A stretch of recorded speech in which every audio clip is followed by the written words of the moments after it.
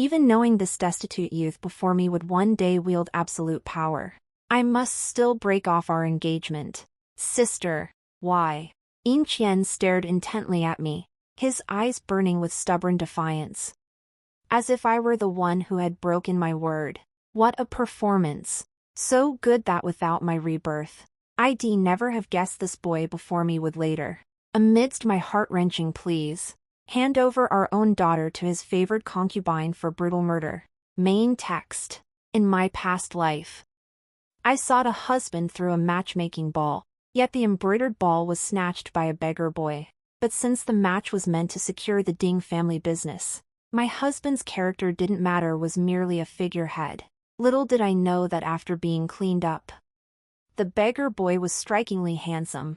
When we first met, he looked like a newborn puppy just learning to open its eyes, tears welling up. His first words to me were, "Please don't despise me, miss.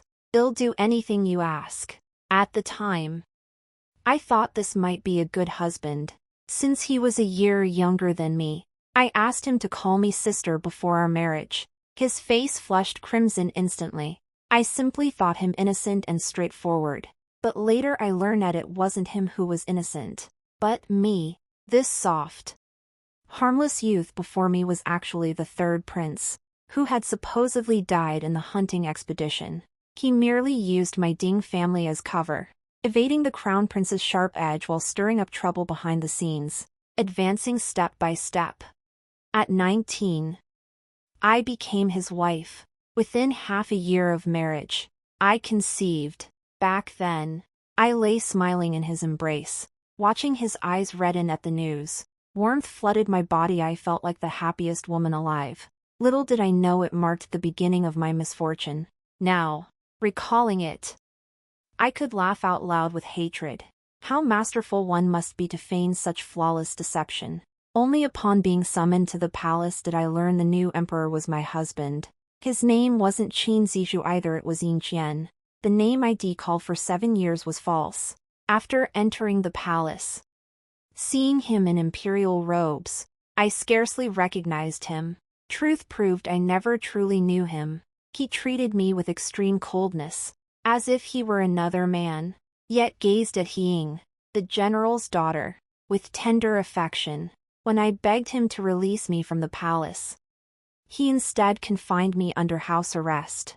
My initial heartbreak turned to resignation. I only wished to cling to my daughter for comfort, but he wouldn't even grant me that small wish. When Ying suffered a miscarriage, she blamed me and demanded my son Einer as compensation for her lost child. Yin Qian knew I could never harm Ying, yet he still agreed to hand Einer over to her. At that moment, when Einer stretched out his tiny hand, crying out "Mother," my heart felt torn to bloody shreds. He held me as the wet nurse carried the child away. I struck him viciously, cursing him a brute, but he only clutched me tighter, lowering his gaze and whispering, "We will have children of our own." That night, I pounded on Ying's palace doors until dawn, my fists bleeding, only to find a mangled corpse waiting for me. Shaking violently, I vomited blood and collapsed unconscious. After that day, I refused food and drink, withering away rapidly. Even when Yin Qian bound my limbs and force-fed me, it did no good. Finally, he grew furious, ordering everyone out before begging me to endure just a little longer, pleading for me not to die. Seeing his anguish, I sneered. His eyes reddened. He cupped my hand as he once did when I was angry, pleading, "My love, hold on just a little longer. It will be over soon." I smiled faintly, brushing his cheek, watching the light flare in his eyes. I said slowly, word by word, "You truly disgust me." His expression froze, eyes bloodshot. He stood up and declared, "I won't let go. Ding Yener, even in death, you'll share my tomb." With that, he turned and left. I laughed coldly, suddenly noticing the rope binding my hands wasn't tight. It was just long enough to reach the candlestick. Amidst the flickering flames, I saw a figure clad in bright yellow being dragged away just as they burst halfway through the door. Outside, Voices shouted, "Protect the emperor." I felt an overwhelming sense of relief. Freedom. If I'm burned to ashes, we can't be buried together. I hope tomorrow's wind blows strong enough to scatter my remains. Thinking this, I laughed aloud, humming the lullaby I sang to lull Aner to sleep, slowly drifting into darkness. But when I awoke, I found myself a month before my wedding. This bizarre realization left me dizzy and disoriented. And I sat before the mirror all night. Only when Hongxiu's maid who had been murdered in my previous life came to call me for ablutions did it finally feel real. Tears fell drop by drop from my cheeks onto the floor. Hongxiu dropped the water basin in fright and rushed over. "What's wrong, miss? Are you unwell?" I threw myself into her arms and wept. In my previous life, Qi Ying deliberately provoked trouble, forcing Hongxiu to be paired with her trusted eunuch. Yin Qian agreed, even as I knelt before him, kowtowing until my forehead turned purple. He still consented. In the end, Hongxiu killed that eunuch and then took her own life. This was also the beginning of the complete breakdown in my relationship with Yin Qian. That night, I plunged my hairpin deep into Yin Qian's flesh. He bent down, pulled the pin from his shoulder, and held me tightly, apologizing. "I'm sorry, Yenner. I never imagined it would turn out like this. I'm sorry." I bit down hard on his shoulder, my mouth soon filling with the salty taste of blood. How could he not have imagined it? He had abandoned Hongxiu. Hadn't Aner awakened in the side hall and cried upon seeing my state? I might have torn a chunk of flesh from him. "Don't cry. Don't cry. Did a nightmare trouble you, miss?" Her hand touched my forehead as she kept wiping my tears with a handkerchief. I wept for a long time before finally nodding through sobs. Yes. Such a terrifying dream. 3 more days passed. I finally accepted the reality of my rebirth, and the first thought that came to mind was revenge. I wanted them to be disgraced and ruined, to have no place to be buried. But after regaining my senses, I realized how impossible it was for a merchant's daughter to bring down the crown prince and the general's beloved daughter. Utterly preposterous. Unless I found a powerful ally, like the crown prince Yin Qian's mortal enemy from my past life. But that would be like begging a tiger for its skin. I dismissed the thought. If it were just me, I could bear it alone. But behind me stood the entire Ding family, 145 lives. My fingernails dug deep into my palms, blood soaking through the cuticles. Since revenge was impossible, I stopped dwelling on it. I went straight to the study to ask father to call off the engagement. Yin Qian was also in the study, utterly unaware of the situation. His eyes lit up upon seeing me, then turned to a pout. "Sister, why haven't you seen me these past few days?" He stepped forward to take my hand. Father watched the scene with a stern expression, clearing his throat twice. "Mind your manners." But before Yin Qian could touch me, I slapped his hand away. Smack. In that instant, the entire study seemed to freeze. Amidst my father and Yin Qian's stunned expressions, I stated coldly, "I want to call off the engagement."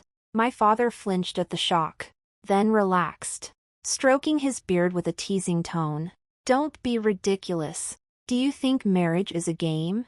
Just a few days ago, you were clamoring to marry him quickly." He thought I was teasing Yin Qian again, but seeing my expressionless face, his hand stroking his beard slowly froze. "You really want to call it off?"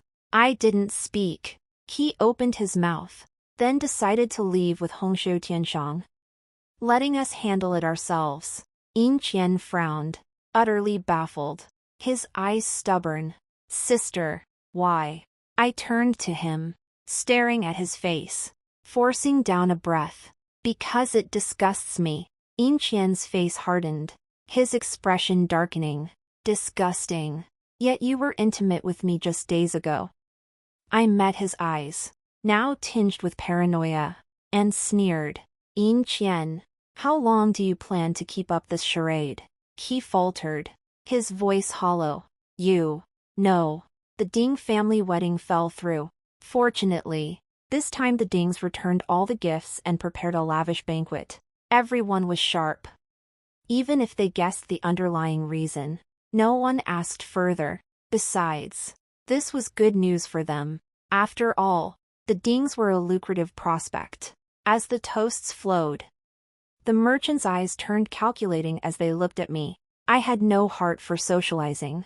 After a few perfunctory exchanges, I retreated to my study to sort through the accounts, having not touched the ledgers in nearly 4 years. Diving back and left my head spinning.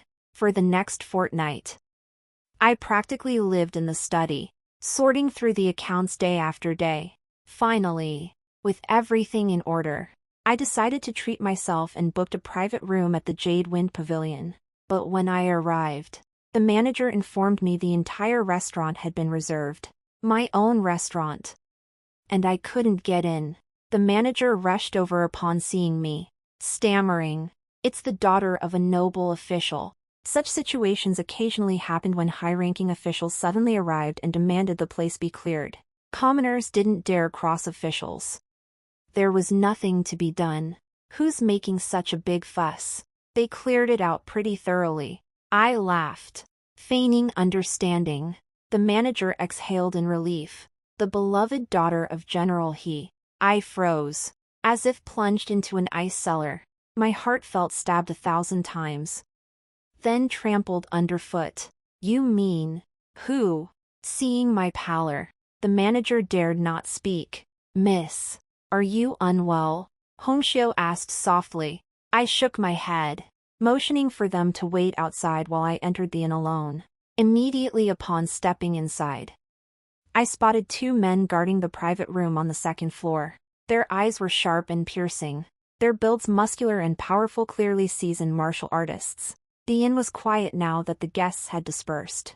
Inside, a familiar voice was laughing softly, tinged with a hint of coyness. "Don't worry, Brother Qian. Father said the He family will lend its full support." Ying's voice was one I would never forget in this lifetime. But how could she already be in contact with Yin Qian? I froze in place, stunned. Was it because I had reincarnated and driven Yin Qian away, prompting him to reach out to Ying early? Or was this their original plan all along? If they had connected at this very moment in my past life too, then it meant that back then, while preparing for our marriage with me, he was simultaneously entangled with Ying. "Who goes there?" The guards barked the question the moment I entered. Moments later, the private room door swung open. A woman clad in light red riding attire stepped out, her radiant face radiating unrestrained confidence. The person beside her wore a half mask, only a pair of thin lips exposed. Yet I recognized Yin Qian instantly. Ying eyed me up and down. "Who are you?" Her bearing was noble, like a vibrant peony flaunting its beauty to passers-by. I stared at her arched eyebrows and eyes, remembering only the sharpness in those eyes when they met mine. "Hey, I'm talking to you." She reached for the whip at her back, then suddenly caught sight of Yin Qian. With a dissatisfied sigh, she dropped her hand. I took a deep breath and smiled. "I am the proprietor of Jade Wind Pavilion." Hearing that Miss He had deigned to visit our humble establishment, I came to pay my respects. Ying curled her lip and frowned. "No need. Go away. You're annoying." No sooner had she spoken than she turned to Yin Qian. "These merchants are all smooth talkers. That way of playing both sides is truly disgusting." Hearing this, I glanced back at Yin Qian. Over the past few years, he too had become a genuine merchant. Yin Qian's gaze met mine. He clenched his fist slightly. I curled my lips in a mocking sneer and turned to leave. In this life, I could only wish them a miserable death.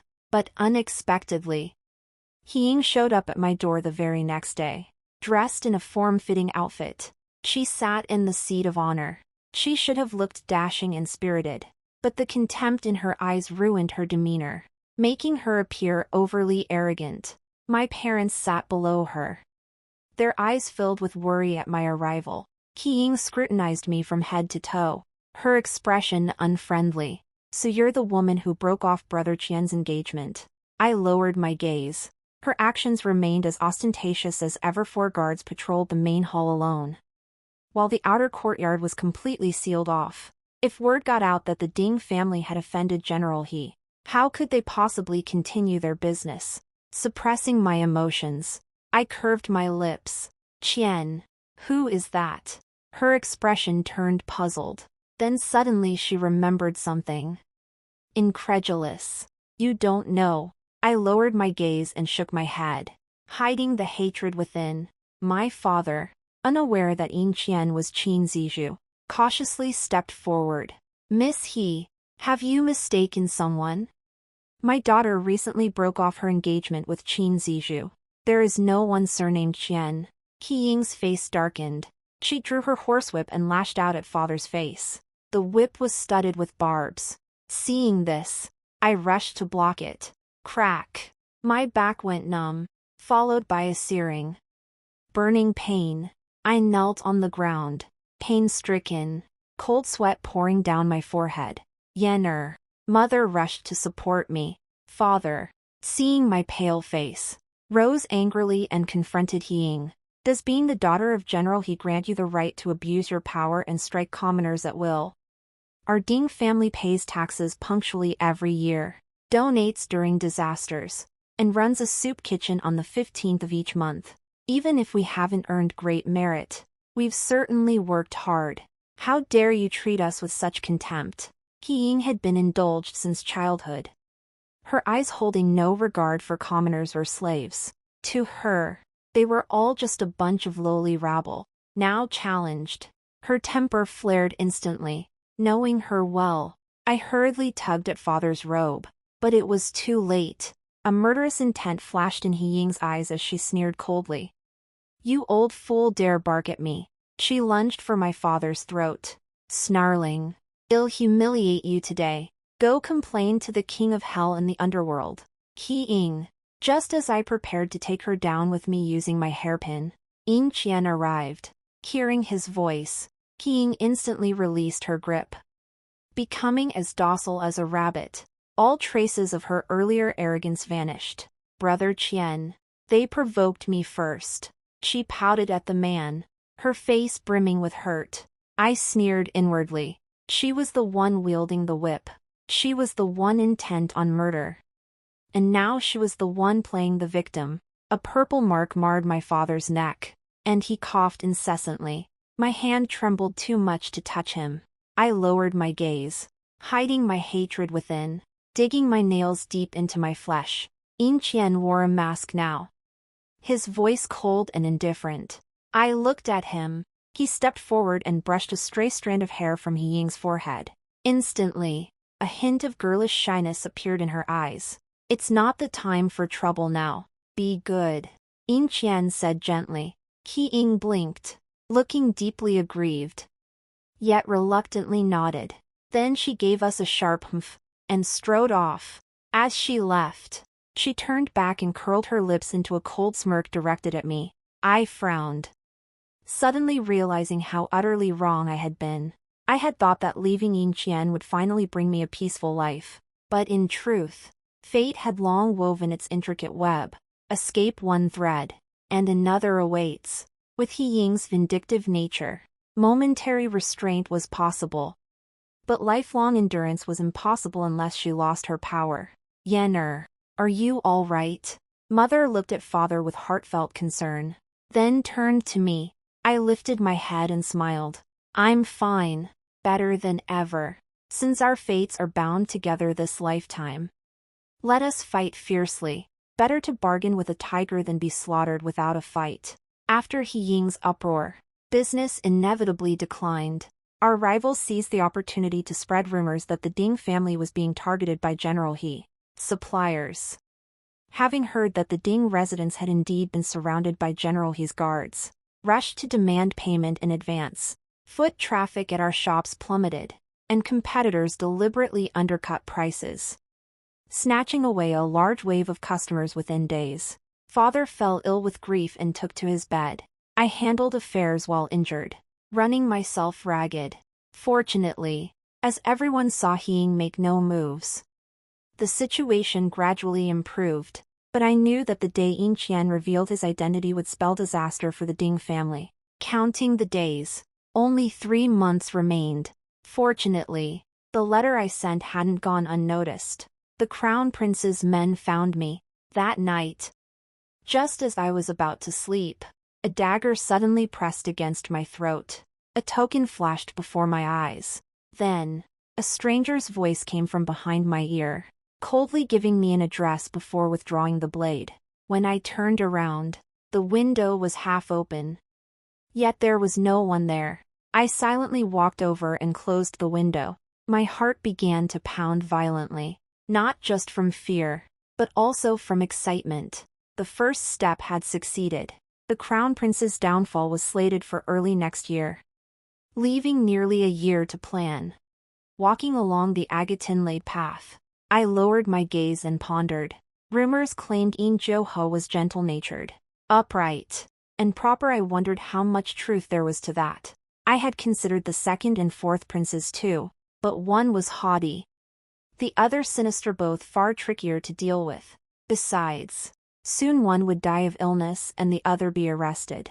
Truthfully, I had no other choice. Bowing my head, I entered the hall. Out of the corner of my eye, I saw a young man seated at the main position and immediately paid my respects. "Greetings, Your Highness." No response came for a long while. Unable to raise my head, I remained kneeling in silence. Truthfully, this rash visit carried another risk.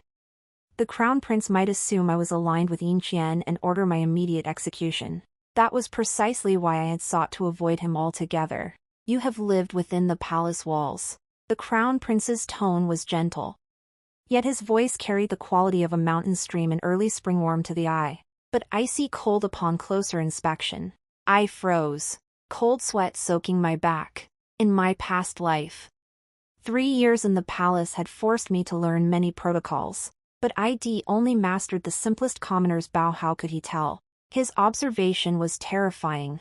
I drew a deep breath. Never. Merely studied them. Rise. Slowly, I straightened and met his gaze. Yin Qian was strikingly handsome.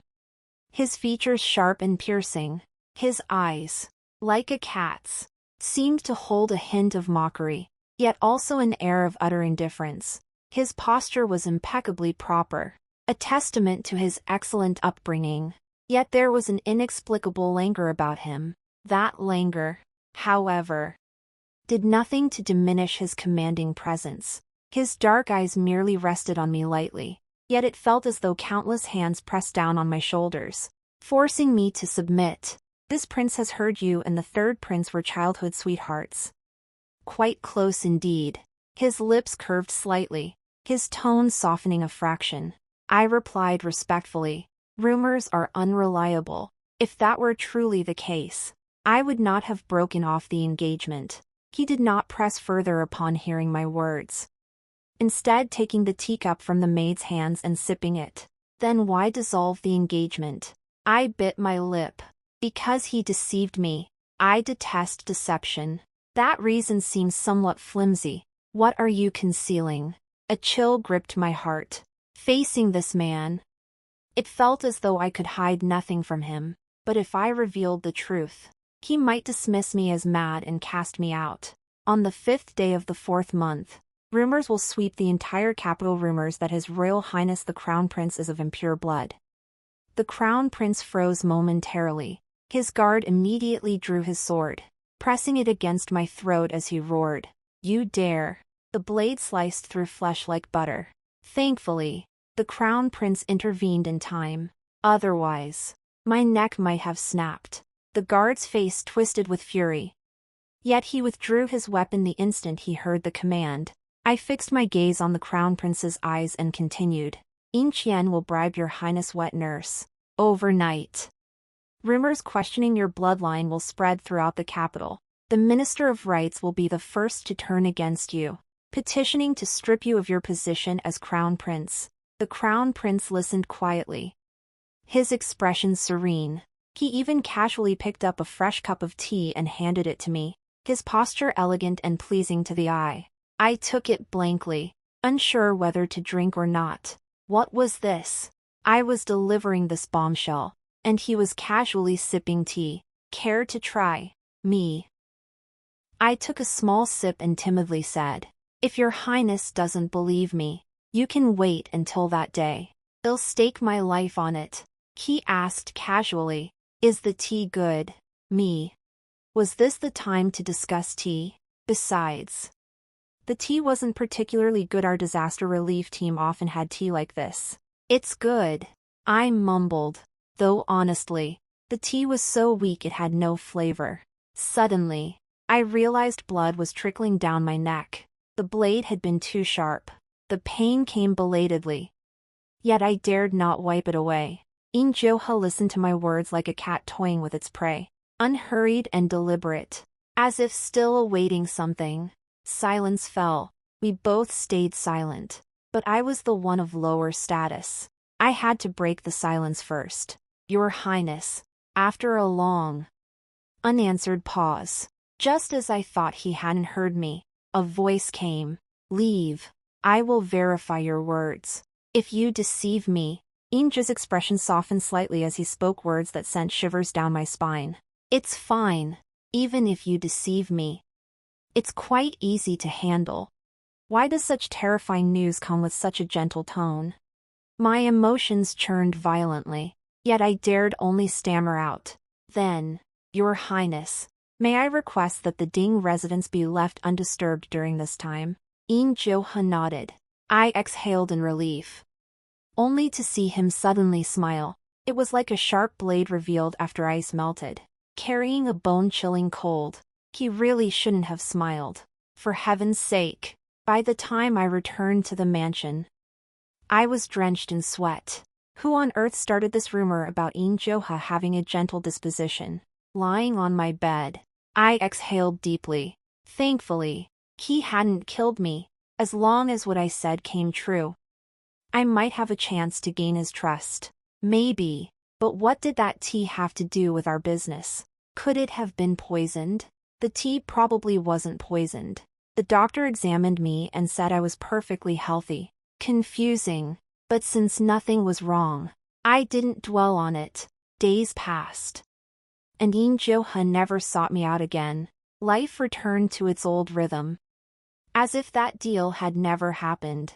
I wasn't in a hurry. I planned to wait quietly for the 5th day of the 4th month to arrive. Little did I know that going to the temple for blessings on the 15th would lead to an assassination attempt.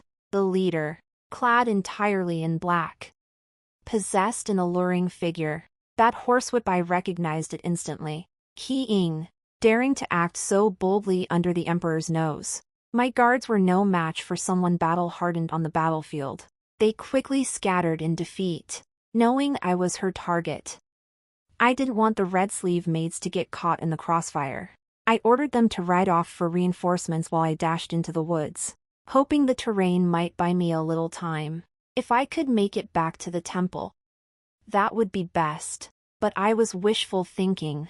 There was no escaping. Qi Ying caught up to me in no time. Her whip lashed around my leg, sending me tumbling to the ground. Instantly, I was surrounded. She dramatically pulled down her veil, her voice laced with mockery. "Little merchant girl, we meet again. Tell me, shall I kill you, or sell you into the brothels?" As she spoke, she lightly swept the barbed whip across my face, leaving a faint sting. I narrowed my eyes and thrust the dagger hidden in my sleeve toward her.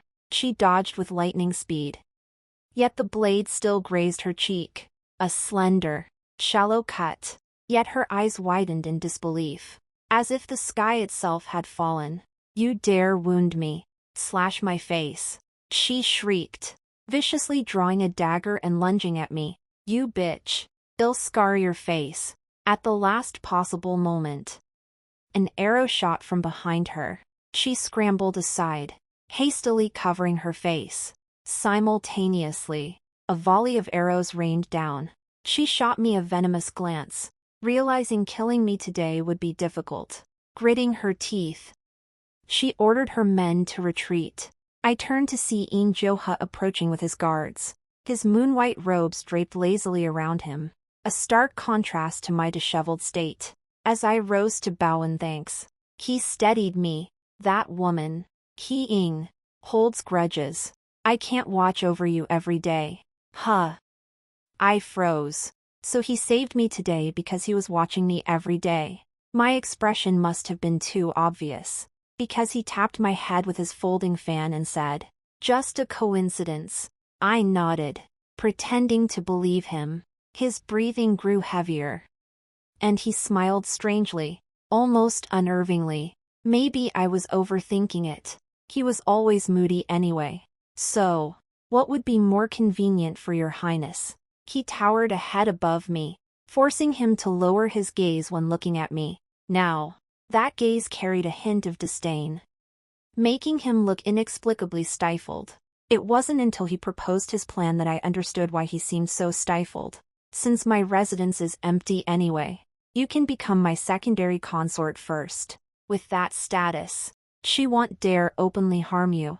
I froze. Concubine. He watched my reaction with a gentle smile. What? Still hoping to be the princess? I shook my head.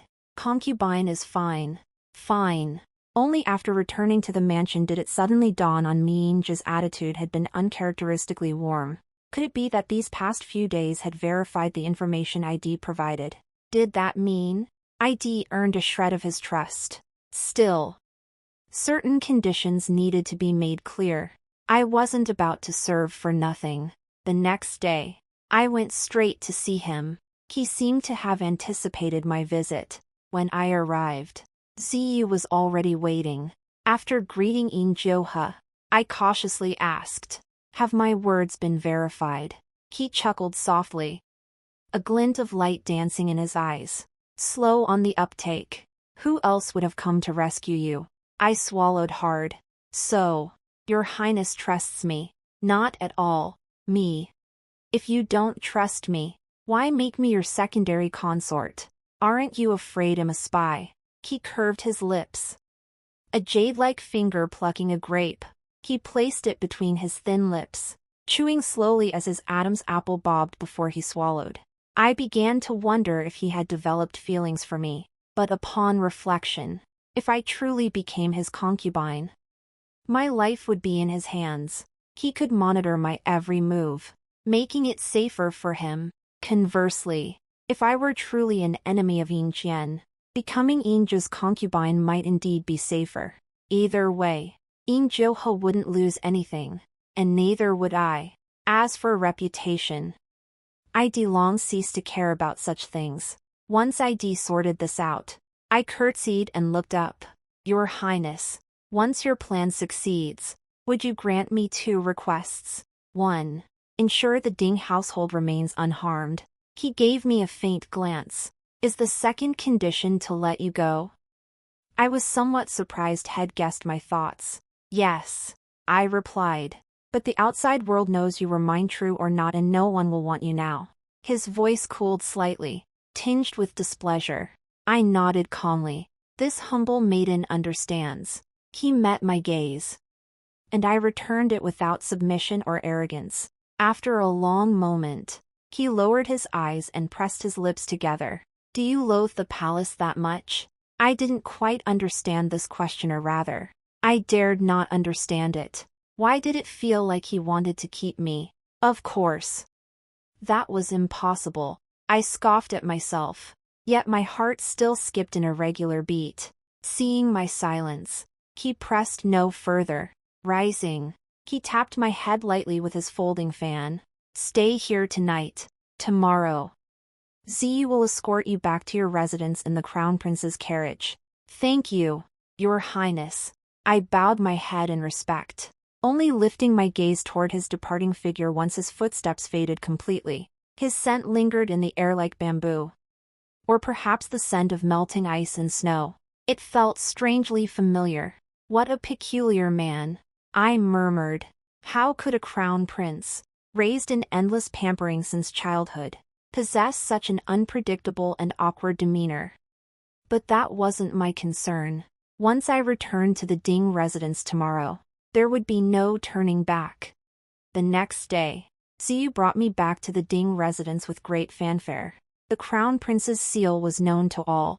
The whispers of the common folk poured into the carriage, eager to know whose daughter had caught the crown prince's eye. The entire capital was abuzz. Only when the carriage slowly halted before the Ding residence did I take a deep breath and step down. Supported by Ziyu's respectful hand, a wave of gasps washed over us, followed by whispers that ignored me entirely. The Dings are merchants. How did they land the crown prince? She's nearly 20. What a disgrace. No wonder they broke off that beggar's engagement. She's found a better catch. The murmurs were relentless. Ziyu, trained in martial arts since childhood and naturally imposing, swept a glance over the crowd. The chattering commoners immediately fell silent. I stared straight ahead, expressionless.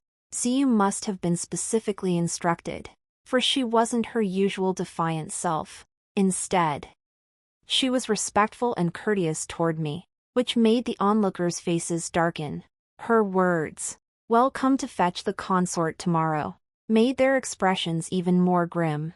They were likely thinking that if an older merchant's daughter could become the crown prince's secondary consort, their own daughters might stand a better chance. A wave of scorn washed over me. What was so great about marrying the crown prince? How laughable. My parents, believing the crown prince truly favored me, were both delighted and anxious. Only after I assured them he treated me exceptionally well and doted on me did they stop asking questions. After dinner that evening, Hongxiu bathed me in the misty steam, my eyes half open and drowsy. I could barely stay awake. Last night's tension had left me exhausted. Yet sleep was impossible. Yin Qian must have heard about my marriage to the crown prince. Would he come? If he did, it would count as me helping the crown prince find a wife. But after enduring so much humiliation, Yin Qian would surely question the crown prince's motives for taking me. "Miss, sleep if you're tired." I yawned, nodded, and rose. She dried me off, helped me into my undergarments, then left to keep watch. Tianxiang had already left the estate, likely happily sewing her wedding gown at home. It was a pity I wouldn't see her wedding day. Sometimes I envied her carefree and lovely, destined to share a simple life with her beloved. I lowered my gaze, suppressing the stirring emotions, blowing out the candle. I dismissed those unworthy thoughts. They weren't for me to entertain. In the dead of night, a soft sound echoed. The bookmark pressed against the window frame fell to the floor. Someone had entered. Watching the familiar figure approach slowly, I felt a flicker of surprise. Had he truly come? Yin Qian approached me cautiously. Seeing I was awake, his eyes flickered with resentment. I knew why sister suddenly called off the engagement and discovered my true identity. It was all because of Yin Jiuhe. But sister, you're usually so clever. Why didn't you stop to think? Could he possibly be sincere? I replied coldly. And you are sincere. A flash of malice flickered in Yin Qian's eyes. Ding Yan'er, if I weren't sincere, why would I risk coming to see you today? Do you really think I don't know Yin Jiuhe set this trap for me? His words only amused me. Hearing you say that, I almost believed you and he were just playing a game. A shadow darkened his gaze. I rose and yanked open his collar, revealing the tiny bite mark, a perfect testament to my past life's folly. King always delighted in leaving her mark on Yin Qian's neck during their trysts, making me seethe with jealousy. Seems this life is no different. Yin Qian stiffened, his voice urgent. Qi Ying is a bit fiery, but I need General He's support to improve my chances, and I never intended to abandon you. Once I enter the palace, I'll bring you in. Then, you'll be the one I cherish most. I shoved him away, recalling all the horrors of my past life. I couldn't even bring myself to utter words of disgust. Seeing my reaction, he clenched his fists, growing restless. Suddenly, his gaze darkened. You treat me like this? Did Yin Jiuhe touch you? Hearing this, nausea surged in my stomach. I countered with even more venom. Yes. After all, you know His Royal Highness the Crown Prince is far more skilled. A double entendre. He hadn't expected me to say that. The rage in his eyes slowly devoured itself, morphing into madness. The next second, his hand slammed down hard on my throat, making a cracking sound. "Speak. Admit you lied to me." Gasping for air, I could only stare at him with all my strength. Just as I thought I was truly going to die at his hands, a dart pierced through the window paper, striking Yin Qian's wrist. He had no choice but to release my neck. I fell to the ground, feeling as if my entire body was about to fall apart. Seeing me like this, Yin Qian looked somewhat remorseful, yet he still snarled viciously. "Sister, I won't let you off." With that, he leapt out the window and vanished into the night within moments. Simultaneously, the door swung open. A wave of icy air enveloped me as Yin Qian pulled me into his embrace. His warmth felt strangely comforting. "Go after him." Yes. Several figures passed by, snapping back to reality. I pushed him away, scrambling to my feet and grabbing the bedrail, too. But before I could utter another word, my throat was swept by a wave of scorching heat, burning with a stinging pain. Those jade-like hands steadied me, the grip on my arm tightening slightly before releasing instantly. "You don't know martial arts. What are you trying to prove?" His tone carried a hint of frost. I froze, recalling my earlier words. "His Royal Highness is even more formidable." Pain and shock made me dare not lift my head, only feeling fire burning across my face. "It was an accident." He paused before sighing. "Ziyu will come for you tomorrow." I nodded reflexively, but my head wouldn't go down. It felt like it snapped off. The pain made me gasp. Yin Qian paused upon hearing this, hesitating. He turned back toward me and reached out to touch my neck. The warm sensation startled me. The next second, excruciating pain shot through me. Snap. Great. The pain was too much to bear. Forgetting Yin Qian was right before me, I grimaced and clutched my neck. "Humph. How ugly." A faint chuckle sounded out of the corner of my eye. Yin Qian's lips curved slightly. Moonlight streamed through the window, casting a soft glow over his sharp features. By the time I snapped out of my daze, that smile had vanished, fleeting as an ephemeral flower. Or perhaps never having existed at all. He handed me a bottle of medicine with a blank expression. "Use this first. Come to the mansion tomorrow so the imperial physician can examine you." I was about to nod when the memory of that warm touch on my neck sent a shiver through me. I stammered out, "Yes." Perhaps the image was too jarring, causing my heart to skip a beat. He stared at me, as if probing for something. I instinctively looked away. Finally, he withdrew his gaze and turned to leave. Watching his retreating figure, I bit my lip and went to check on Hongxiu and the others. Thankfully, they were fast asleep. But after all that, sleep eluded me once more. The next day my heart raced even faster when I saw the rosered bridal gown. "Miss Ziyu, is that outer lining made of mermaid silk?" "No. The wedding gown is star cloud brocade." This star cloud brocade was so rare, even the palace had only 1 or 2 bolts. Mermaid silk was reserved solely for the empress. For me to wear. Ziyu observed my expression, her vibrant face curving into a smile. "The consort needn't worry. Simply marry with peace of mind." As if this were a genuine marriage, I gazed at my reflection in the mirror. At 20 years old, my face was as fair as a lotus flower. Yet my eyes held an unmistakable weariness. My neck was wrapped in pink gauze to conceal the wound, adorned with delicate jewels that only heightened my allure.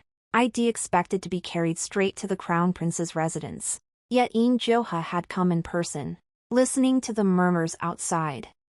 I felt bewildered. The charade needn't have been so elaborate. Was Yin Qian here for Yin Qian's sake, or because I dared not think it? Upon entering the bridal chamber, I promptly removed my veil, startling Hongxiu into gasping, "Miss, you mustn't take it off." I smiled faintly. "It's fine.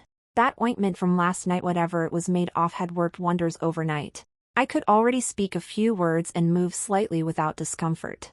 Hongxiu sighed. stealing a glance outside before pulling out some crispy candies from her bosom. Miss. Truly, when will you ever behave properly? Thinking I had a stiff neck, she gently pinched the pastry, carefully feeding me larger crumbs. I smiled back at her. So sweet. She pinched my cheek and replaced the veil over my head. Little did she know, I simply didn't want to face this awkward scene. I heard the door open, signaling Yin Qian's entrance. Then it creaked again as Hongxiu withdrew. The moment I heard the sound, I pulled the veil away. There stood Yin Qian, poised to lift it with his pole. The atmosphere turned eerily tense. I wondered if he sensed my resistance. He glanced at me indifferently, lowering his pole. Didn't expect the consort to be in such a hurry. I pretended not to notice his displeasure and laughed. Well, ahem. Shall we try again? Saying this, I reached for the veil and silently pulled it back over my face. This time, it took a long while before the veil was lifted. But before me stood not Yin Qian, but Hongxiu, who frowned at me. Miss, why did His Highness leave me? I don't know. Hongxiu sighed deeply at my expression as she removed my makeup. Looking almost exasperated, I feigned innocence. That night, I thought about it for ages, still unable to believe it. In my past life, I had genuinely loved Yin Qian. I wasn't ignorant about matters of the heart. But Yin Qian, how could that be? After much deliberation, I could only delude myself with the excuse that Yin Qian was overly fixated on ritual. Even if it was all an act, he insisted on performing the entire ceremony flawlessly, which must have made him unhappy. After all, palace etiquette was strict, and he was exceptionally well-mannered. All right, it didn't quite add up, but it was far more plausible than believing he harbored affection for me. The next day I prepared pastries and waited outside his study early, determined to play the part of a proper secondary consort. When he returned from court, I immediately flashed a bright smile. His stride faltered though he recovered quickly and I caught it. He looked as if he'd seen a ghost. I quickly averted my gaze. I couldn't tell if it was my imagination. But he seemed to grit his teeth before grabbing my hand and pulling me into the study. More I stared at the hand gripping mine tightly, my mouth opening but no words coming out. Only after we entered the study did he release my hand. I whispered, "Your Highness, is there a spy in your household? Who are you trying to impress?" He shot me a cold glance, and I immediately shut up. Yin Qian's lips curved into a cool smile. The secondary consort is clever indeed. Then let's play along. As he spoke, he released my hand and took a bite of pastry. Did you make this? I stiffened my neck and nodded. He remarked lazily, "It's truly awful." Fortunately, this strange atmosphere didn't last long. He rummaged through his bookshelf, pulled out a parchment, and unfolded a map marked with various factions. "Come see," he said indifferently. I stepped forward, though I hadn't been part of the power center in my past life. Yin Qian occasionally shared court affairs with me. Usually he spoke alone. I never replied. Studying the map, I traced several locations' mineral deposits I knew of, and the troop positions of He Ying's father. Suddenly, something struck me as wrong. Isn't Raoqing where General He's troops are stationed? Yin Qian shook his head. It's General Chen's. I frowned, but he provided direct reinforcements from Raoqing back then. Without that, Yin Qian would have struggled to win. The words barely left my mouth before I fell silent. Glancing at Yin Qian, he stared at the map, seemingly oblivious to my remark. But I knew he'd heard. I kept quiet as a mouse, too afraid to speak. What are you thinking about?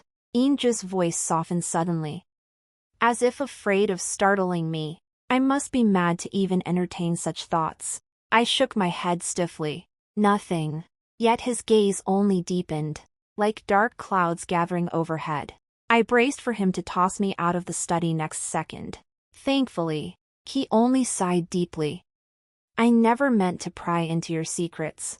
You needn't be so guarded. Those words pricked my heart like a gentle stab, not painful, but unsettling. After discussing recent developments, I returned to my quarters. Little did I know that evening I'd witness a scene I never could have imagined. Your Highness.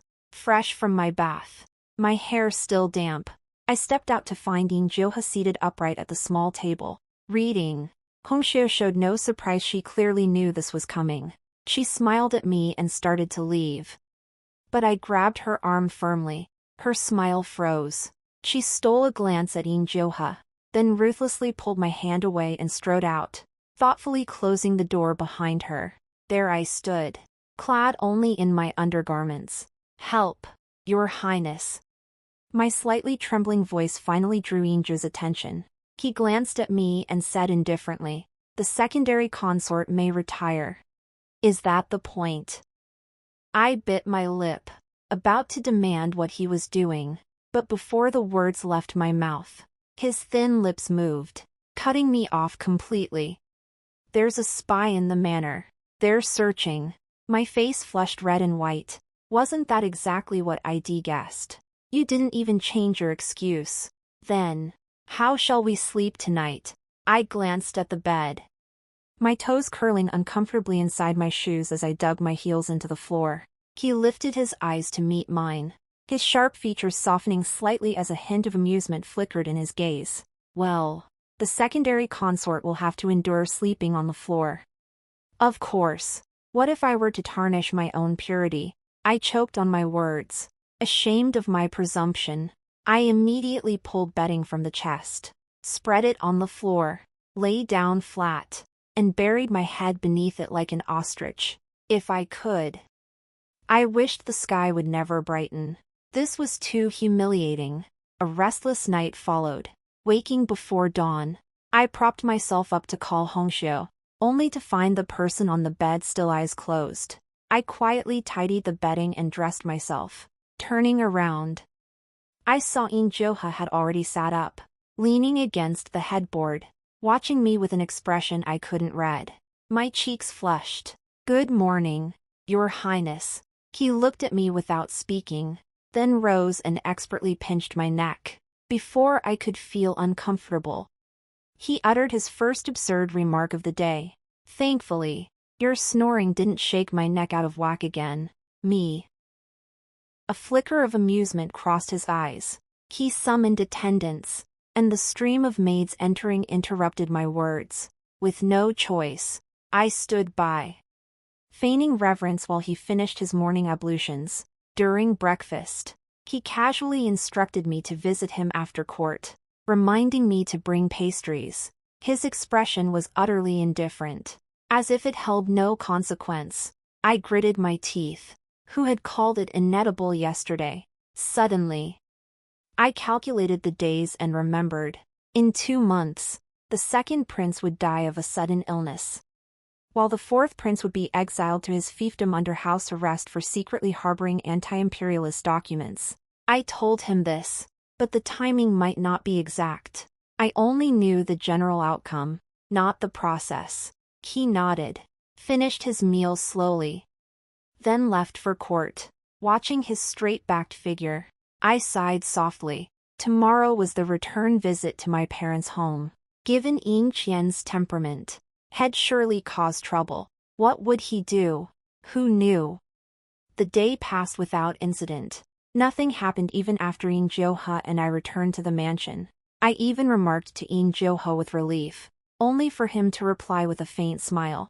"He'd have to find the time." Seeing the coldness in his eyes, I guessed he must have done something.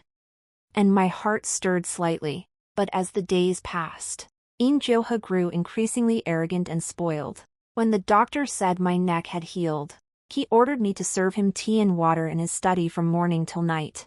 I smiled sweetly on the surface, but inside, I cursed him from head to toe. Was serving tea and water some kind of favor? Yet, something had undeniably changed. At the dinner table, my preferred flavors grew more frequent. What had once been simple and light now often featured spicy dishes. Yin Qian would flush after just a few bites, and I couldn't bear to watch. The room's furnishings increasingly resembled those from my family home, only more opulent. Even the bedding was replaced with my favorite style, especially during serious discussions in the study. The occasional tender glances Had cast my way sent my heart into a whirlwind. Things shouldn't have unfolded this way. If he won, had become emperor, and I'd never be able to return to the palace. 2 months later, Yin Qian told me the second prince had died not from a sudden illness, but from syphilis. He chuckled as he said it. The second prince was always fastidious. Even his concubines were chosen from virtuous families with impeccable reputations. How utterly humiliating for him to die from such a filthy disease. His tone was gentle, his expression serene. My mouth opened, then closed. My scalp prickled, and I found myself speechless. He had done nothing wrong, yet it made me fear the coldness of palace politics all over again. Seeing my reaction, Yin Qian patted my head affectionately in consolation. My heart grew colder. That night, lying on the floor, I tossed and turned, unable to sleep as I replayed the events of these past months. Yin Qian was cunning and ruthless, and Yin Qian was no saint either. If he didn't release me after achieving his goals, I would be doomed to waste away my life in the palace, just as I had in my previous life. Can't sleep. Hearing the voice, I found Yin Qian watching me. I shook my head and quickly closed my eyes, but heard him get out of bed. Are you afraid because of what happened today? Or because you're afraid of me? I bit my lip, feeling a pang of longing for the way he used to call himself Your Highness. My heart ached even more. No, I just can't sleep.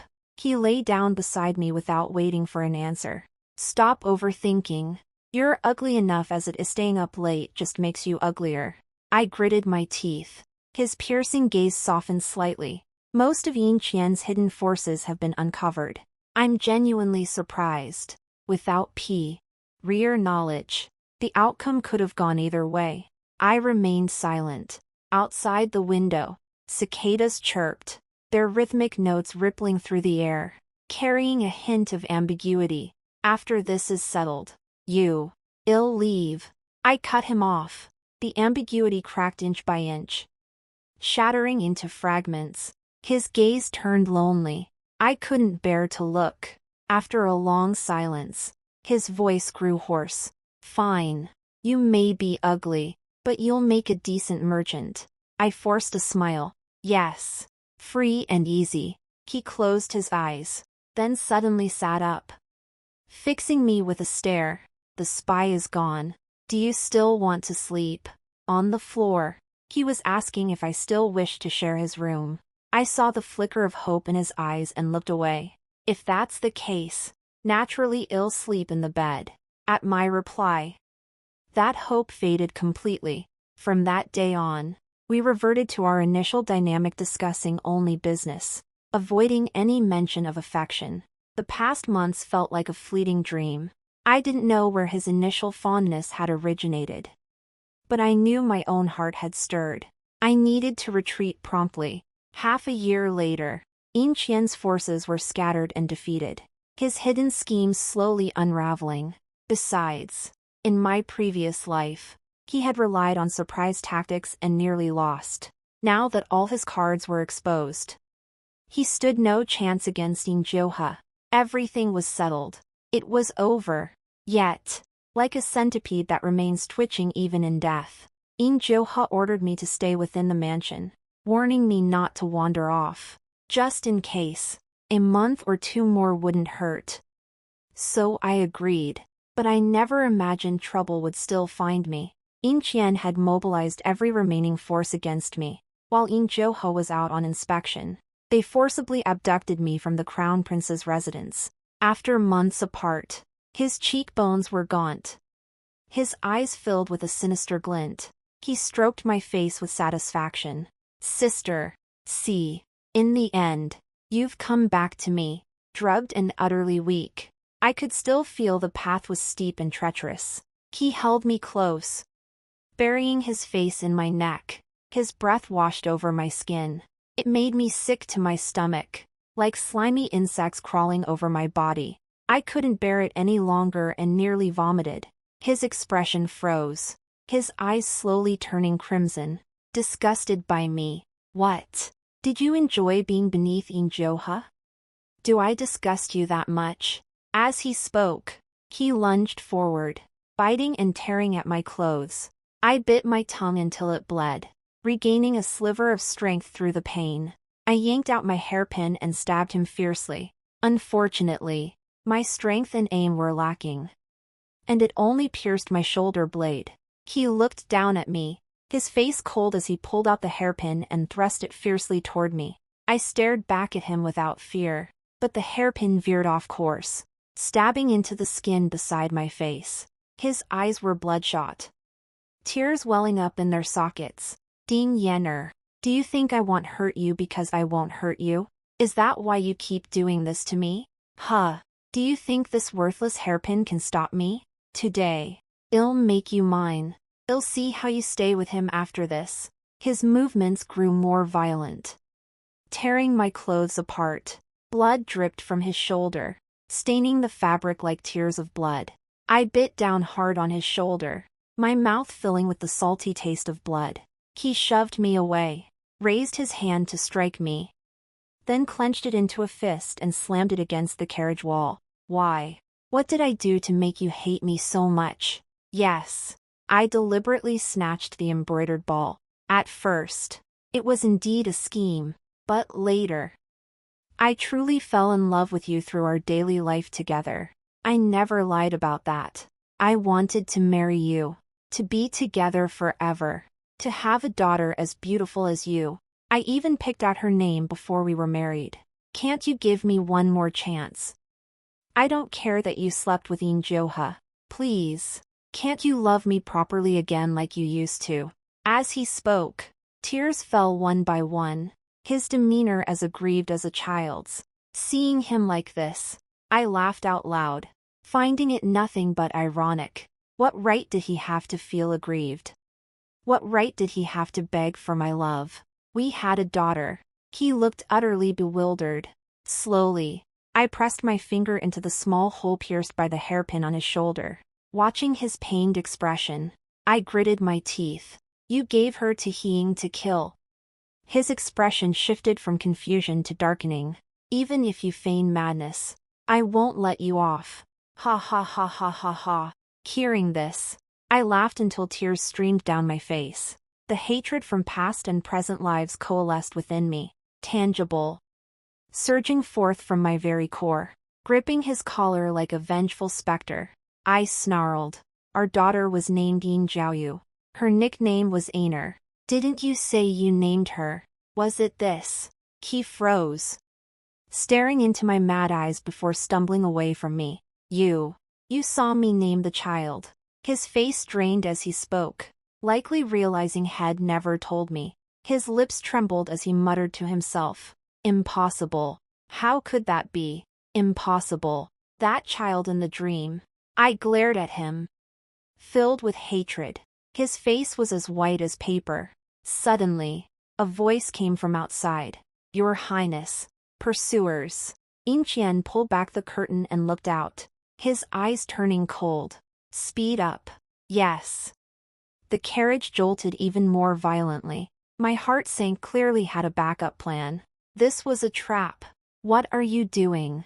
I asked anxiously. He stroked my cheek without answering, instead breaking into a smile like a child who'd stolen candy. Soon, the carriage stopped. He carried me into a small hut, not far away. The sound of hooves grew louder. I clutched Yin Qian, demanding he let go, but he kept running toward the back door until an arrow pierced his leg, sending him crashing to the ground. I rolled out of his arms and suddenly caught a scent from the floor. Before I could process it, Yin Qian, seemingly oblivious to pain, crawled toward me with a savage expression. He pressed a dagger to my throat while pulling out a fire starter. He shouted at the pursuing Yin Qian. Don't come any closer. I've buried gunpowder. Yin Qian halted his horse immediately, gazing at me from afar. His lips pressed into a straight line. Release her, and I won't kill you. Yin Qian gave a cold laugh, rubbing his face against my neck. His voice was pained yet lingering. Sister, die with me. I ignored him, merely smiling at Yin Jiohe. I hoped the last image I'd remember wasn't me blown to pieces. Seeing this, Yin Qian directly lit the fuse on the tree. Yin Jiohe's face paled as he lunged toward me, only to be held back by his men. He struggled frantically, calling my name. Not a trace of his usual leisurely demeanor remained. He looked utterly foolish. I shook my head at him.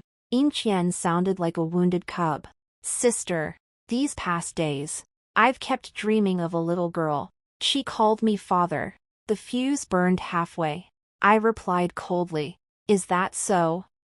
Perhaps she was too young to understand that you personally cut off her path to life. I'll tell her after she dies. Yin Qian stiffened, burying his head painfully in my shoulder. Only a quarter of the fuse remained. Never mind. Sister, I won't take you to complain to her after all. The fuse burned out. Simultaneously, the dagger fell to the floor. Boom! Explosions erupted in rapid succession. I was knocked to the ground. Yin Jiohe seized the moment his men were stunned, wrenched free from his bonds, and scrambled atop me, shielding me with his body. My eyes snapped open in shock. Flashes of fire danced everywhere. Explosions thundered like rolling thunder. Dozens of them, reverberating so loudly it hurt my ears. Shaking, I stood up. The ground was a mess. Blood splattered everywhere. I stood rooted to the spot, unable to comprehend why Yin Qian had pushed me away at the last moment. I thought I was done for. Yin Jiohe was urgently asking me something, but I couldn't make out a word until a glint of light caught my attention. Approaching, I saw it was a shattered peace knot. After Yin Qian gave me the bracelet head made by hand, I felt I should make something for him too. I bought the finest jadeite and crafted a peace knot for him. But no matter how I polished it, I couldn't get it perfectly round. I was too embarrassed to give it to him, but somehow he found out about it. He wore it around his neck and refused to take it off. When others teased him about its irregular shape, he proudly declared, "My sister made it. Yenner. Look at me, Yenner. Can you hear me?" I slowly came to my senses and saw Yin Jiohe gently patting my face. His head, face, and shoulders were covered in dust, looking utterly disheveled. I nodded blankly. He sighed in relief and pulled me into his arms. His warm body made me linger, rubbing against him. I'm sorry. I'm so sorry. I almost lost you again. I wondered where that again came from, but decided asking was pointless. Feeling his rapid heartbeat, I patted his waist. Your Highness, it's time to keep your promise. He stiffened, then slowly released me. After a long pause, he finally murmured, It was all over. Yin Qian was utterly annihilated, and the He family, for aiding him, was completely wiped out. Yin was bestowed upon the eunuch who tormented Hongxiu in my past life as his consort. After several months, I heard she had gone mad. Yin Jiohe never asked about my affairs. He likely guessed some things, yet chose to respect my privacy. I was deeply grateful, but until the very end, he never explained where that again came from, saying he'd only tell the Empress, so I truly didn't ask. Before leaving, I finally succeeded in making him angry once. After returning to the Ding residence, I resumed my business ventures. A year later, Yin Jiohe ascended the throne. He governed with diligence and dedication, though strangely, he would faint every time preparations were made to bring a new consort into the palace. Later, the abbot of Liansheng Temple was consulted. He declared that Yin Jiohe's fate was cursed by marital entanglements, and only a woman born at the third hour of the Ox 3005 a.m. with a compatible birth chart could break the curse. When father mentioned this news, his eyes darted toward me. That hour was precisely when I was born. I pretended not to hear, finished the last sip of porridge, and said, "To the study." Before walking away without a backward glance, Yin Jiohe really, playing these tricks. I wonder how he persuaded the venerable monk to break his vows. Thinking this, I curved my lips. Stepping into the study, I found a letter resting quietly on the desk. Opening it, I read only one sentence. "Am craving some pastries." Recognizing the familiar handwriting, I curved my lips. Outside the window, peach blossoms drifted down in a breathtaking cascade. Never mind. I suppose I miss him too. End of main texting. Just past life side story. Floods ravaged the southern city. Despite allocating 100,000 taels for disaster relief, masses of displaced people still wandered. Some even fleeing to the capital only to be barred at the city gates. Father the Emperor ordered me to investigate. After court, the fourth prince smiled and congratulated me, his eyes dark with envy and resentment. I ignored him, intending to inspect the refugees outside the city first, and walked straight past him. But he stepped closer and whispered in my ear, "Father Emperor only favors you. Do you really think you're that capable?" I halted, curling my lips dismissively. "I'm okay. Far better than you, who's neither scholarly nor martial." He froze, his face turning green. The first walked away immediately. Lately, fourth brother has grown increasingly brazen, even extending his hand into my estate. Yet something felt off about it. Fourth brother doesn't seem capable of such scheming. I pushed aside my doubts and walked to the city walls, surveying the refugees nearly covering the entire outskirts. My brow furrowed. There must be thousands of displaced people outside. How could there be so many? Your Highness, what Ashing, who'd grown up with me, spoke timidly upon seeing my grim expression and the harrowing scene. I turned and descended the wall, seeking out a tailor's shop. When I emerged, I wore ragged, filthy clothes. Ashing stared at me in shock. I raised my eyes, and he immediately went inside to change into similar attire. After a moment before the mirror, I deliberately disheveled my hair and smudged my face and hands before leaving the city. Fortunately, soldiers were distributing porridge, likely disaster relief troops. This eased my discontent somewhat. The porridge line stretched nearly half a li. Among the crowd were trembling elders, sallow-faced children, and emaciated patients. I joined the line, moving slowly forward while asking the elderly man ahead about his situation. He gasped heavily, looking extremely weak. He cursed the court for its inaction, claiming the porridge they gave was laced with sand. They'd fled all the way to the capital, only to be denied entry. After speaking, he coughed several times. I looked toward the front of the line and walked to the very front. What I saw, however, was not soldiers, but a girl of 16 or 17. She was carefully handing bowls to the disaster victims. Her willow-shaped brows and almond-shaped eyes held a purity rarely seen in the palace. There was no scheming, no quintessentially sincere and open-hearted sincerity. Seeing me approach, she frowned slightly. "Why are you cutting in line?" I froze, momentarily speechless. I'd assumed the imperial court had sent the porridge. Seeing my stunned expression, her gaze softened slightly. She efficiently ladled a bowl of porridge for me and placed a steamed corn bun inside. "Don't cut in line next time. Give me the bowl back later." Yes. Taking the bowl, I caught sight of a sliver of pale wrist and nails tinged with pink. When I looked up, she was already busy again, completely oblivious to my expression. I walked back to the line and handed the bowl to the old man from earlier. He thanked me repeatedly and hurried off to feed his grandson under the tree, spooning it out bit by bit. The child was emaciated. After just a few sips, he declared he wasn't hungry anymore, insisting on taking turns drinking with his grandfather. I asked who was distributing the porridge.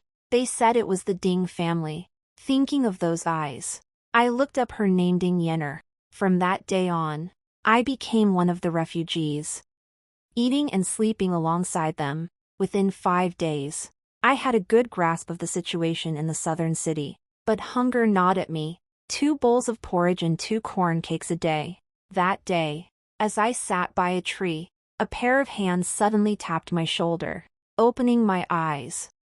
I met a pair of eyes bright as stars. She handed me 2 pastries and had her maid bring me a bowl of tea. "Are you the official investigating the flood damage?" Her voice flowed like a fine instrument, utterly natural. My gaze sharpened as I considered how to handle her. But she simply arched her eyebrows and pointed at my hands. Not a single callus. "Still, you're quite something actually living and eating out here." My heart softened a little, dropping my act. I leaned lazily against the tree and gestured toward the tea bowl. She sighed helplessly and ordered the maid to pour me another bowl. "It's so weak." I feigned disdain. Ignoring my complaint, she perked up. "You must investigate thoroughly. Bring down every corrupt official preying on the common folk." Her innocent fervor made me chuckle. "All right. Fine. If you get hungry, come find me. I'll make sure you have plenty of snacks." I glanced at the coarse pastry in my hand and shook it at her. Her cheeks flushed slightly. "It's passable. Ahem. With that." She shoved the remaining pastries into my hands before turning away. The sky was now ablaze with crimson clouds. Watching her carriage recede into the distance, I felt inexplicably hollow inside. I took a bite of the oddly shaped pastry. TSK. Disgusting. Back in the palace, I reported the incident but omitted the Ding family's porridge distribution. When even officials disregard refugees' lives, a merchant's concern makes them an easy target. Father Emperor flew into a rage, ordering a thorough investigation. The southern city fell under Fourth Brother's jurisdiction. He suspected I was deliberately targeting him, his gaze as venomous as poison. But unfortunately for him, he couldn't touch me yet. The advantage of blending among the refugees was that I could swiftly discern loyalty from treachery, no matter how human they pretended to be before us. When faced with the common folk, they were nothing but beasts. What I hadn't anticipated was that gathering evidence would take 3 months. Yet, the pile of incriminating evidence I gathered was enough to wipe out entire families and clans. And then there was the assassination attempt. Fourth Prince's audacity far exceeded my expectations. After reporting it, the Emperor was furious. The leading officials were all executed, their families exiled, and the rest dealt with according to their crimes. The Fourth Prince was also placed under house arrest for half a year. After the court session, the Emperor kept me behind and smiled. "Well done." I bowed in thanks. The Emperor coughed twice, his eyes gleaming with calculation. "They'll see who dares question your abilities again." With that, he laughed heartily. I froze. "Father, you know about the events in the southern city?" I asked, disbelief thick in my voice. He smiled without answering. Everything was obvious. I forced a stiff smile and left the palace, though inside, my heart felt like it was being tossed by a raging storm. So all this had been Father's deliberate indulgence, paving the way for me. Recalling the horrifying scenes of corpses littering Nanjing, I closed my eyes in anguish. Among them lay the tiny bones of children, reduced to handfuls of yellow earth before they could grow. On the way back to the mansion, I suddenly remembered those pure eyes again. Her brows and eyes curved as she told me to bring down those officials who preyed on the common folk. Yet the very source of this filth was me, Your Highness. Seeing me sitting motionless before the desk, Ashun quietly withdrew, leaving me alone. I sighed deeply, pressing my fingers to my temples. What does it truly mean to be a ruler? If I ever reached that position, would I too become like them in the end? For some reason, I suddenly longed to see those pure eyes once more. Fortunately, she was easy to find, usually busy at her shop dealing with customers or the shopkeeper. Ashin looked at my soiled clothes and hesitated, then asked, "Shall I accompany you, Your Highness?" "No need." Followed discreetly. When I reached the red silk pavilion, she was deep in conversation with a customer, dressed in a pale pink gown. Her eyes sparkled with a fox-like cunning. My heart softened slightly, but when she glanced my way, her expression flickered with confusion before brightening. I hear you handled the southern city's flood disaster quite well. The trade routes are open again. She remained as pure and unburdened as ever, while I dared only to hide behind these filthy clothes and peek at her secretly. What's wrong? Seeing my silence, she asked, then looked me over from head to toe. Why haven't you changed back into your own clothes? I didn't answer, lowering my gaze. This time, I didn't do my job well. Seeing my expression, her gaze softened. Everyone's praising the work. How could it be bad? I couldn't bring myself to speak. This time, it seems to have started because of me. She froze. How could a flood be your fault? Did you cut corners on the dam? No. Wait, that was over a decade ago. You were just a child then. As she spoke, she leaned closer, carrying the faint scent of osmanthus. My heart skipped a beat involuntarily, and I hurriedly stepped back. What I mean is, their corruption happened because of my father's tacit approval. Her confusion deepened. Why would your father approve? To pave the way for me. She seemed unable to grasp it, biting her soft pink lip. Ashamed of myself, I suddenly wondered why I'd come at all. Turning to leave, I was abruptly pulled back by my sleeve. You know about this. Her eyes blazed like fire. I shook my head. She looked troubled, perhaps grieving for the flood victims, yet she still ruffled my hair as if it were second nature. Don't punish yourself for others' mistakes. But your father was wrong. He deserves punishment. My heart ached. I looked at her. How could she know that man was utterly beyond punishment? A breeze stirred, lifting a strand of her hair. My hand itched. Suddenly, I envied that wind. After leaving, I had Ashen look into her. I learned she had a fiancé named Qin Zizhu, a husband she'd chosen 5 years ago through an arranged marriage. He was a bit younger than her. No wonder she was so adept at patting people on the head. She must do it often to him, like soothing a child. I stared at the documents on the table, then went to see her again. Sure enough, my hunch was confirmed. The man stood with his back to me, his face obscured, but I could see the joy and adoration in her eyes, making my chest tighten slightly. If only I'd met her sooner. Might there have been a chance? I closed my eyes, abandoning the thought of forcing her to me. She didn't even know who I was. And besides, I didn't want the light in her eyes to fade. She should pursue the business she loved, marry the man she cherished, and live a life filled with happiness. Returning to the mansion, I tossed the documents and that soiled garment into the brazier. Watching them burn to ashes, I burned away my own ill-conceived, forbidden longing. Third brother had returned from the dead. I laughed aloud at the secret letter in my hand. He was actually that Qin Zizhu. No wonder. I'd always wondered why the fourth brother dared to meddle in my affairs, stealing from my estate, sending assassins. I'd even suspected the second brother, but never imagined a dead man was stirring the pot. Your Highness, word has spread throughout the capital. Ashen voiced her concern. I scoffed coldly. It's nothing. I'll pay a visit to the palace. Upon entering the palace, Father Emperor regarded me with a composed expression. I shall issue an edict shortly, bestowing Qiying upon you. I frowned. Qiying is third brother's man. Father Emperor's voice turned cold. She's also that old fool He Kun's darling. What? You refuse? I nodded.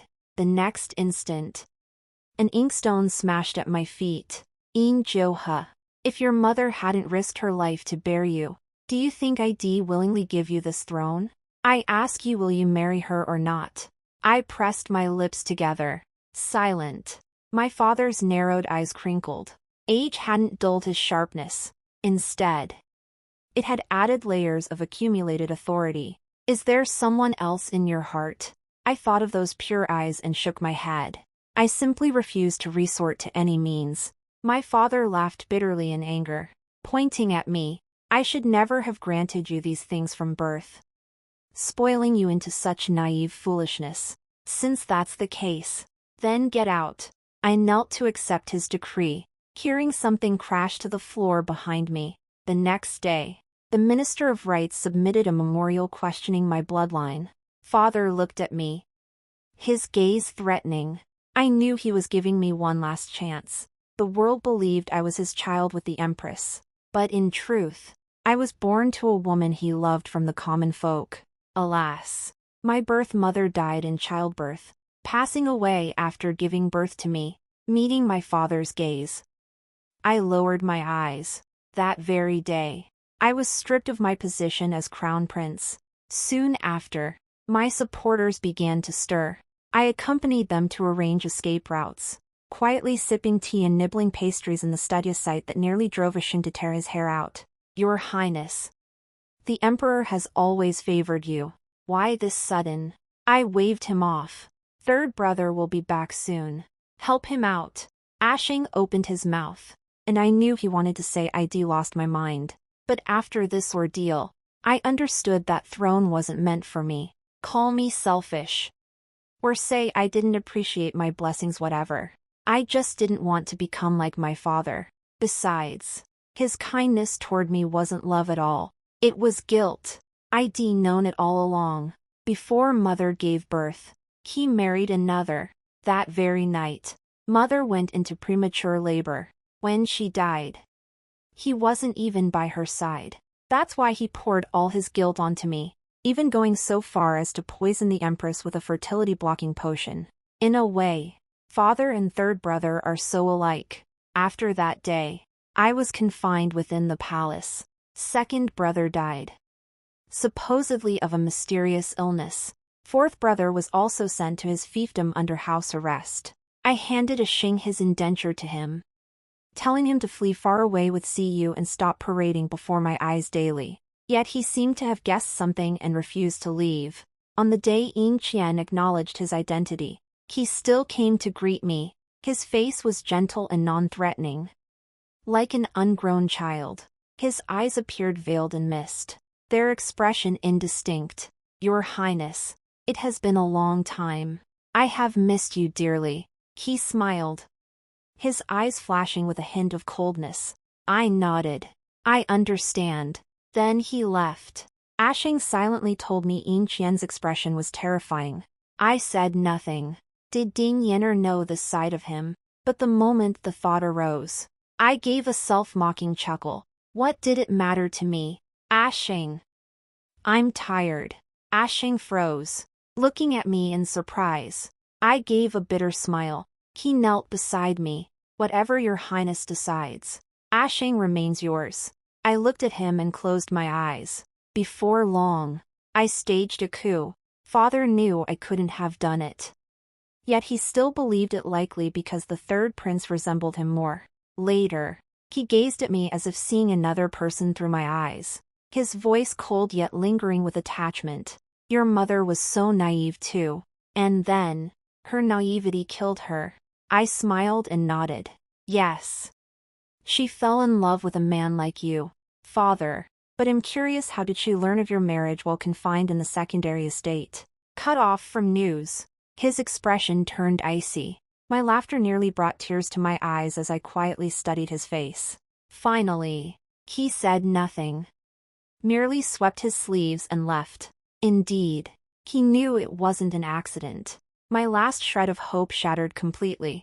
Taking a deep breath, I told Ashing, let's begin. The next day, I went to see the woman I'd longed for one last time. She sat on a swing, stroking her belly and murmuring something as peach blossoms drifted around her. I gazed deeply at her gentle face, wanting to etch the scene into my memory. Yin Qian would surely bring her into the palace, and her business would inevitably cease. But I knew Yin Qian truly loved her. Otherwise, given his nature, he would have erased the Ding family long ago, so I could leave with peace of mind. Months later, I staged a coup and died in the chaos. Only after leaving the capital did I realize how many beautiful things existed in this world. I altered my appearance and found a simple village with kind-hearted people. The villagers were gentle, their eyes clear and pure. I withdrew my spies, ceasing to seek news of her. Yet 3 years later, I unexpectedly learned of her death through the villagers. For the first time, I was consumed by regret that I hadn't taken her. That woman, whose bright, pure eyes had haunted me for so long, had simply died. Suicide. And in such a way that left no trace of her remains. I sent a Xing to investigate and learned how she was gradually crushed, driven to her end. Could Yin Qian not even protect their own daughter? This tragedy profoundly affected Yin Qian, pushing him into increasing extremism and obsession. Sometimes in court, he'd suddenly lose control, gazing longingly into thin air and whispering, "Yen."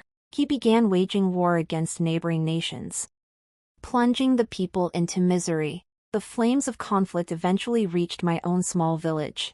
Simultaneously, the He family grew increasingly tyrannical and arrogant, sparking murmurs of rebellion among the common folk. The chancellor sought me out, urging my return to the capital. I glanced at a Xing beside me. He looked down guiltily, sighing. The chancellor began detailing recent events. Yin Qian had completely lost his mind, brutally murdering He Ying right in the palace. When He Qian led his troops to storm the palace, Yin Qian was still sitting on the imperial throne, muttering to himself. He Qian stepped forward, only to be trapped by hidden mechanisms that had been set up long ago. With that, the He family fell. The He family's army, suddenly leaderless, disintegrated into scattered troops. Some simply turned to banditry or joined the rebel forces. Yet Yin Qian spent his days either performing rituals or killing, his condition fluctuating between lucidity and delirium. As I listened, I asked calmly, "What of Ding Yinner's body?" The chancellor frowned in confusion. "Who is that?" My heart tightened. I shook my head. The coup unfolded more smoothly than I'd anticipated. Yin Qian's cheeks were gaunt, his eyes cold and fierce, his face gray from years of elixir abuse. When I found him, he sat beneath a massive osmanthus tree, declaring he would die there. I knew his reason, but I wouldn't grant his wish. He didn't deserve it. I wanted him to levito feign madness, to suffer a lifetime of torment. Time flew by. 20 years passed in the blink of an eye. Yin Qian died. I scattered his ashes in the frigid river, ensuring he could never see her again, even in death. I never took a wife. Instead, I adopted the child of the fourth prince. His face twisted in fear, thinking I intended something sinister. But in truth, I merely needed a royal heir to succeed the throne. It could have been anyone. Fortunately, Yin Lixing, the fourth prince's son, did not follow in his father's footsteps. Instead, he was sharp-witted and possessed a grand vision. Thus, amidst his wails, I became the retired emperor, embarking on a life of leisurely travels, hearing that Liansheng Temple could grant any wish. I shook my head and smiled, yet a strange hope stirred within me. After years of exhausting myself, my body was already depleted. Those nearly 1,000 steps nearly took my life. As I gasped for breath at the entrance, a young monk suddenly appeared, saying the abbot had been waiting for me for a long time. I was taken aback. I'd heard that the abbot of Liansheng Temple, Liansheng, was nearly 200 years old and never received pilgrims. Stepping inside, I saw only a youth. His features were exquisite, his demeanor compassionate yet not overly aloof. Noticing me, he offered a faint smile. "Yin Jiuhe, rule for 20 years. The nation shall prosper. The people shall live in peace." Staring at his face, I felt utterly deceived. "You know me." He noticed my disappointment but didn't seem to mind. Instead, he offered me a cup of tea. Startled, I drank it with trembling hands. What is going on? Exhaustion had overtaken me, my knuckles turning white as I clutched the teacup. He remained as gentle as ever. "Would you like to make a wish?" My hands trembled slightly as I forced myself to speak. "Anything. Anything. Then I want a lifetime of peace and happiness." Liansheng looked at me and smiled slowly. "Very well." The next day, The retired emperor passed away. Strangely, a smile lingered on his face. As if he had finally gotten his wish. Little did he know then that this peace and happiness would lead to Ding Yan'er's rebirth. Nor did he know that after her rebirth, their red thread of fate would be tied together once more. The story ends here. Thank you for reading. The next chapter will be even more exciting.